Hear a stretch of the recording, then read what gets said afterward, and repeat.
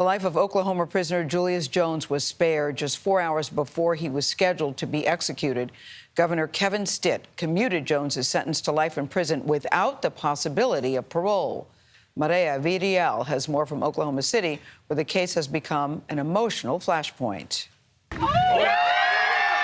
Julius Jones's family rejoiced when learning he would live. What was that moment like for you?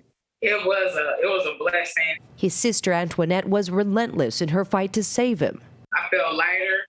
Just the realization that my brother is going to live. Jones's supporters, mostly strangers, hugged, cried, and chanted his name. We were all in there crying and grateful and jumping up and down. Jones was sentenced to death nearly 20 years ago for murdering Paul Howell, but his family says eyewitness descriptions did not match him, and they claim he was home at the time of the murder. I am not the person responsible for taking Mr. Howell's life. Earlier this month, the state's Pardon and Parole Board recommended his death sentence be commuted, pointing to doubts about evidence in the case.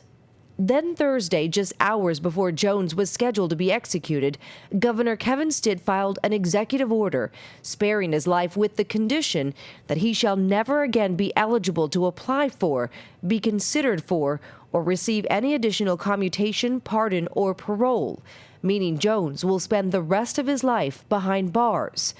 Law professor Maria Kohler says it's an unusual move. It seems to me that a sitting governor does not have the constitutional power to limit the authority of a future pardon and parole board or future governor regarding commutations. Paul Howell's family says they take comfort knowing that the governor's decision affirmed the guilt of Julius Jones. But Antoinette says this will not stop her from fighting for her brother's release. We're going to have to put our heads together and come up with a new plan. The fight is not over. He is an innocent man.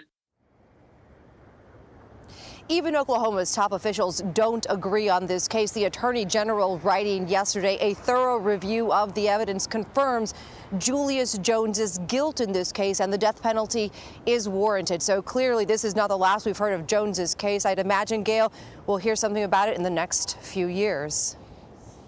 I think you're absolutely right about that, Maria. Thank you very much. As she said, as the expert said, it was a very unusual decision by the governor. It seems both sides have reason to feel that they were validated in some way. Yeah, it's a tough decision. I think the phrase is splitting the baby, right? Yeah. No one's happy. Right. And perfect word is validation. And Julius Jones' family, they are saying, well, thankfully, he's not being executed. But then on the flip side, look at the victim's family saying, well, at least they are affirming that he is guilty. Yep. And Jones's family is making it clear they're not done yet.